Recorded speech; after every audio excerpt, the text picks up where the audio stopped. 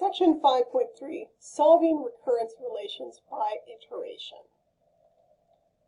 So what does the method of iteration mean? So iteration means we've got a certain sequence, we're defining it with recurrence relations and initial conditions. We're just going to start there and basically keep computing terms until we see a pattern that will then lend us an idea of what the explicit formula might be. So let's take this relation, a naught is 1 and ak is a sub k minus 1 plus 2. So again, let's generate our first few terms. We started at 1, we will then get adding 2 and so forth. And you can see kind of how we are slowly going from one to the other. And you can also hopefully see how these patterns are repeating and how many times do we have a k. That's what we're really looking at here. So we're just going to have 2 added up k times if you look at this pattern. And again, sometimes it helps to run those numbers out to actually see that we are getting that kind of pattern. Again, we can then try to express it. So I've got 0 2's, 1 2, 2 2's, 3 2's, 4 2's, 5 2's, and so on. And of course, we do have that plus 1 up front as well. So I'm going to write that as 1 plus 2 times n, where n is that integer. This is going to take us into an arithmetic sequence, and this is something where we can write a of k is a of k minus 1 plus d. That means then that a sub n is a naught plus d times n. And we do have some examples of arithmetic sequence, including falling. We've got gravity, we're using meters per second there. And it's going to keep increasing.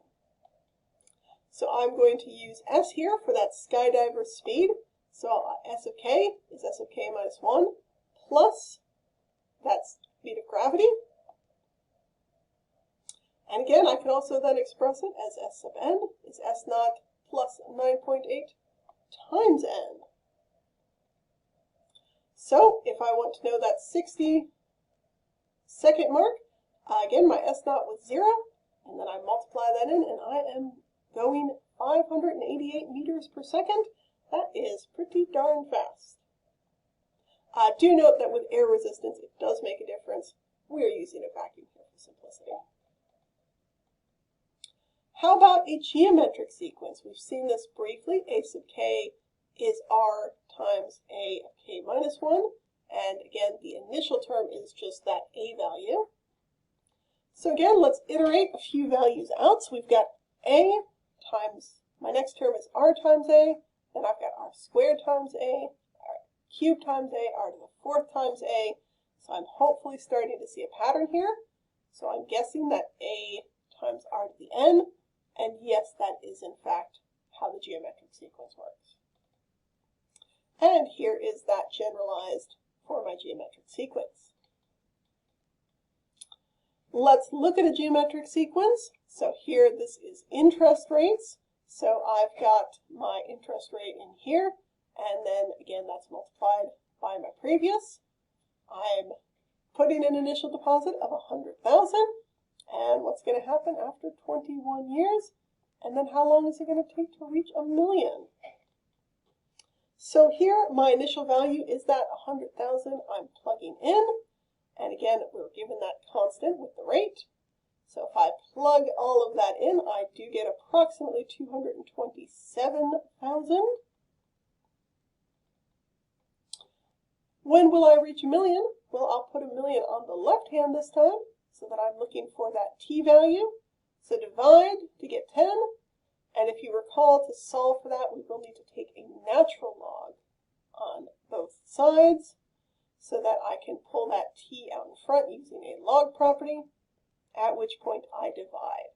So t is the natural log of 10 over the natural log of 1.04, which gives me almost 60, and we do generally round up to 60 because most accounts you do have to wait that full calendar year. here are some interesting values here that are equal to certain powers of 10, which some of them get quite large in there and probably larger than you might think.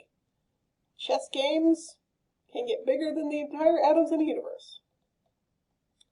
How do we know if we've got an incorrect formula? So here I've got a sequence, and C naught is 1, C sub k is 2 times C of k minus 1 plus k.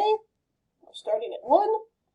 And let's say we go through this and I come up with the explicit formula, 2 to the n plus n. Is it correct?